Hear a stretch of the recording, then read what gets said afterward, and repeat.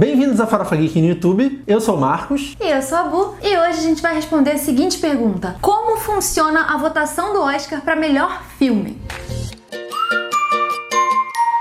Porque a votação do Oscar de melhor filme não é tão simples, não é como todas as outras categorias. Para todas as outras categorias do Oscar, que não é de melhor filme, que é o prêmio principal, a votação é muito simples. Os membros da academia, são 6 mil membros na academia, eles recebem um papelzinho e eles vão votando categoria a categoria. Então vamos lá. Melhor diretor, ele vai lá e preenche qual diretor ele acha que deveria ganhar. Melhor atriz, ele vai lá e preenche também o nome da atriz que ele deveria ganhar, dentre aquelas que foram indicadas previamente. Mas, para melhor filme, não é simples assim. Esses votantes, esses membros da academia vão ter que fazer um ranking dentre todos os indicados a melhor filme. E o nome dessa votação é Sistema de Votação Preferencial ou Preferential Ballots. Esse sistema é um sistema antigo em Hollywood. Ele existia lá antes de 1944, quando os indicados a melhor filme eram mais que 5 também. E esse sistema depois voltou lá em 2009, quando os indicados de melhor filme novamente deixaram de ser somente 5 e passaram a ser de 5 a 10. Ou seja, esse é um sistema que é usado por conta da quantidade de concorrentes dentro de uma mesma categoria. Porque o que poderia acontecer seria que os votos de todos esses 6 mil membros se diluíssem demais entre 10 opções e o vencedor acabasse sendo um filme que não tivesse tantos votos assim. Ele só teve um pouquinho a mais que os demais, porque os votos foram muito diluídos. Só que o negócio é tão difícil que eles têm que contratar uma consultoria para ajudar e fazer o cálculo, que é a PricewaterhouseCoopers, ou PwC. Agora vamos lá destrinchar passo a passo como é que funciona essa bagaça. Então, para essa premiação do melhor filme, cada um dos integrantes da academia vai receber lá uma cartela, só que ele não vai simplesmente escrever quem ele acha que ele vai ganhar. Ele vai escrever a lista dos 10 filmes que estão concorrendo na categoria de melhor filme em ordem do melhor para o pior. Ou seja, quem ele acha que é o primeiro, ou seja, o melhor filme, o segundo melhor filme, o terceiro melhor filme daquele ano, o quarto melhor filme daquele ano, e por aí vai, dentre aqueles 10 indicados. Ou seja, é uma ordem preferencial, daí o nome do sistema. Então, a primeira coisa que vai ser verificada por essa consultoria, uma vez recolhida todas essas cartelas com os votos dos 6 mil participantes, é se existe uma unanimidade. E para verificar se existe uma unanimidade, o que eles vão fazer? Eles vão verificar os filmes que foram colocados lá em primeiro lugar. Então, se nesse primeiro momento algum filme conseguir a unanimidade dos votos, a gente já tem um vencedor e para por aí. Mas é importante falar que a unanimidade é de 50% dos votos mais um. Então, digamos que dentre os votantes, o filme Coringa, para dar um exemplo desse ano, figurou na posição número 1 de 50% das cartelas, e a gente fala 50% mais um, porque aí realmente configura a maioria. Isso quer dizer que o Coringa já ganha de cara, isso aí, Oscar de melhor filme, ganhou. Mas aí seria tudo muito fácil, né? Seria tudo muito lindo. E com 10 filmes ou até 10 filmes nessa disputa, é muito difícil, já de cara, eles alcançarem a unanimidade de 50% dos votos mais um. Quando isso não acontece, aí que fica complicado. A gente começa aqui a trabalhar com um sistema de eliminação de filmes. É tipo um Big Brother, cada rodada um filme vai ser eliminado até chegar no vencedor. E como é que começa essa eliminação? A gente pega, no caso aqui de 2020, são 9 indicados. A gente vê qual desses 9 indicados apareceu menos na lista, na posição número 1 das pessoas. Ou seja, qual foi o filme que foi menos votado para vencer o Oscar de melhor filme desses 9? E aí, esse filme que foi o menos votado, que menos apareceu ali no número 1 dos votantes, ele vai ser excluído daquele bolo de filmes que estava concorrendo. Então, pra gente usar o exemplo de 2020, a gente tem 9 filmes concorrendo nesse ano. Se acontecesse isso que a gente citou, não seriam mais 9, passariam a ser 8. É como se um saísse e o prêmio continuasse. Mas não é tão simples assim. Ele não apenas sai, porque se ele só saísse, a gente ia acabar com a história dos votos absolutos. O que tivesse mais votos no início ia ganhar. Ele sai e todo mundo que votou nele para primeiro colocado, agora vai ter o seu segundo colocado levado em consideração. Então vamos aqui dar um exemplo. Ano de 2020, vamos supor que o filme menos votado da galera, lá dos 6 mil votantes, seja Ford vs Ferrari. Agora, putz grila, Ford vs Ferrari vai ser eliminado? Mas pô, Marcos, eu votei no Ford vs Ferrari. O que vai acontecer agora com o meu voto? Tá, vamos imaginar então que na sua lista Ford vs Ferrari era a sua primeira opção, depois vinha... Adoráveis Mulheres. Depois vinha Adoráveis Mulheres, em terceiro lugar vem... Jojo Rabbit. Jojo Rabbit, tá. E aí vamos colocar outros nomes aqui só pra ficar mais fácil de exemplificar. Como Ford vs Ferrari foi eliminado da disputa, acontecendo isso que a gente citou, a gente vai cortar ele, vai riscar ele, e aí o voto da Bu que vai valer vai ser o segundo que ela tinha escolhido, que era Adoráveis Mulheres. E isso vai acontecer com a cartela de todo mundo que votou. Se eu votei no Coringa pra primeiro, tudo bem. O meu primeiro vai continuar sendo Coringa, não cortou nada, deixa ele lá. Agora, todo mundo que votou em Ford vs Ferrari vai ter o seu segundo colocado considerado. Não mais o primeiro, porque o Ford vs Ferrari foi eliminado da partida. E aí, vai ser feita a pergunta novamente. Agora que esse filme foi eliminado, temos um filme com 50% dos votos, com a maioria absoluta dos votos agora? Já que tá valendo, por exemplo, Adoráveis Mulheres, no caso da Bu, e não Ford vs Ferrari? Se agora tivermos uma maioria, esse filme vai ganhar. E aí acabou. Até que não foi tão complicado assim, não foi tão difícil assim, certo?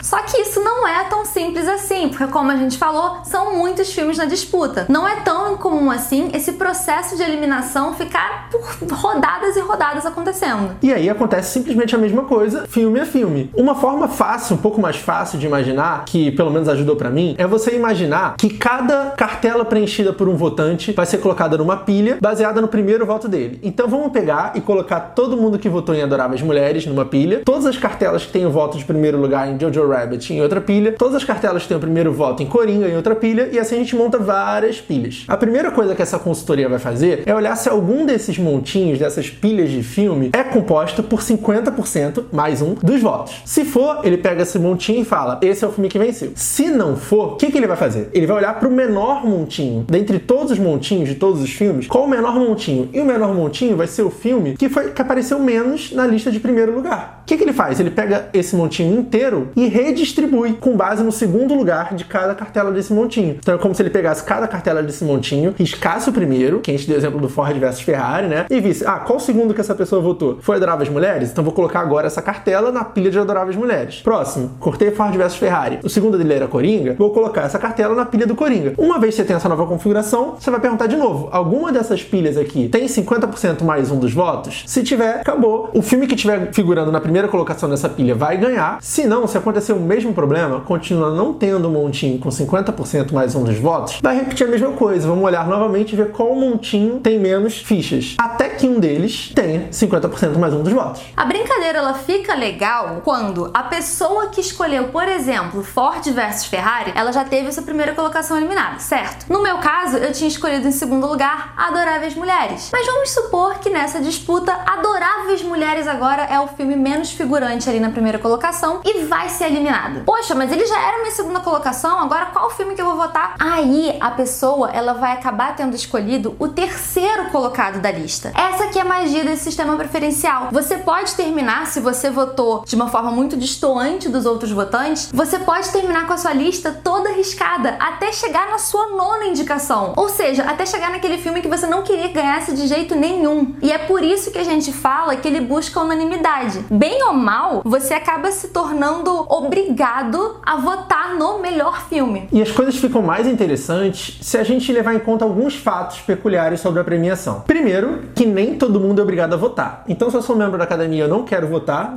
em ninguém, eu posso não votar. Então, não são necessariamente 6 mil votos sempre. E você não precisa justificar por quê. Você pode simplesmente se eximir de votar porque você deu preguiça, tava com dor de barriga ou simplesmente não tava afim. Não sou obrigado. A segunda coisa que é importante a gente ter em mente é que os votantes, eles não são obrigados a assistir todos os filmes, não. Na verdade, eles sequer são obrigados a assistir qualquer filme. Ninguém vai saber se você não viu nenhum filme e você só colocou aquele porque tá aparecendo mais na propaganda. Então quer dizer que eu posso votar no filme que eu nem vi? Pode. E isso que é o mais bizarro de tudo. Porque normalmente, como são muitos filmes, elas acabam assistindo aos filmes que fazem mais campanhas lá em Hollywood. Por isso que nessa época de premiação, a gente tem muita festa, muito ator indo fazer entrevista no David Letterman, na Ellen DeGeneres, um bando de gente pro filme ficar com bastante buzz. E também tem umas sessões que são meio que cabines especiais que rolam lá em Los Angeles, chamadas FYI, que é For Your Consideration, que é uma cabine que eles chamam um bando de crítico, aí chamam o diretor do filme, os atores principais e fazem uma mesa redonda pra conversar sobre o filme. Então se tem aquele filme que tá todo mundo falando sobre ele, que tá dando o que falar, polêmico, tem mais chance desses membros da academia terem ido assistir esse filme. Ao mesmo tempo que tem um filme que tem pouca gente falando, pode ser que muitos desses 6 mil votantes não tenham visto aquele filme. O mais justo a fazer, se você não viu o filme, seria você não preencher as 9 colocações, né? Você preencher, sei lá, se eu vi 5, eu vou preencher os 5 que eu vi na ordem do melhor pro pior. Isso realmente seria a coisa coisa mais justa, mas não é assim que acontece não. E outra coisa que é importante a gente lembrar é que os votantes, eles têm um perfil que condiz muito com quem eles são. E no caso da academia, os 6.000 membros, eles são 70% homens e 84% brancos. E a gente estava até conversando sobre isso, sobre a questão do filme Adoráveis Mulheres, que é um filme que muitos homens podem ter preconceito de ver por ser um filme de mulherzinha. Então provavelmente ele não deve durar muito nessa disputa. Como eu já falei lá no nosso vídeo de melhor filme, eu até fiquei impressionada ele ter sido indicado, porque as pessoas não estavam vendo esse filme, os homens principalmente. Ao mesmo tempo que você tem um filme como 1917, que de certa forma é uma revolução na técnica, pode ser que você tenha atraído muita gente para assistir esse filme exatamente pela curiosidade. Com certeza, isso é um fator, eu acho, que faz com que as pessoas vejam o filme porque aumenta o buzz, né? Um filme diferentão, um filme que tá todo mundo falando porque inovou muita coisa. Isso faz muito bem pro filme. Agora, é esse sistema de eliminação e de remanejamento de votos que faz com que as pessoas falem que às vezes o segundo colocado ganha, ou o filme mais mediano de todos ganha. Por quê? Vamos dar aqui o exemplo de Coringa. Se Coringa é um filme muito polarizado, muito amado ou odiado, ele vai ter um número suficiente pra manter ele na disputa por um bom tempo. Então ele tá lá, no primeiro lugar, mas tá travadinho lá. Só que os votos dele não vão crescer muito, porque quem votou nele já vai colocar de cara ele logo na primeira posição. Agora, por outro lado, as pessoas que gostaram muito de um filme um pouco mais diferentão, teve seu filme eliminado, a segunda colocação dessas pessoas que vai ser levada em consideração. Então esse sistema, ele acaba elevando ao longo das rodadas o número de votos de filmes que estavam sim figurando muito na segunda, terceira e quarta posição dos votantes. É por isso que as pessoas tendem a falar isso, que o filme mediano ganha. Só que não é tão simples assim, né? Ele acaba sendo um esquema de votação que ele traz muita imprevisibilidade ali pra disputa, né? Não é fácil, né, simples dizer que é o segundo colocado que tem mais chance de ganhar ou aqueles que estão no meio. Porque vamos imaginar a situação hipotética de que todos os votantes colocaram, por exemplo, o filme 1917 na segunda colocação. Isso já faz com que o filme não tenha nenhuma indicação à primeira colocação, já que todos colocaram na segunda. E por isso ele seria eliminado na primeira rodada, porque ele teria sido o filme que menos figurou na primeira posição. Só que é estranho, né? Porque se ele foi colocado em segundo lugar na lista de tanta gente, ele deve ser um filme bom, né? Ah, ele é bom, não é incrível o primeiro colocado, mas pô, é um filme muito amado, né? É como se fosse a segunda opção ali de todo mundo. Só que nesse caso, ele pode sim ser eliminado e tirado de cara da disputa. É uma das coisas que a gente estava falando sobre o Parasita. Parasita é um filme que é um dos que tem o menor índice de rejeição esse ano. Todo mundo amou Parasita. Só que Parasita já vai ganhar o Oscar de melhor filme internacional. Ah,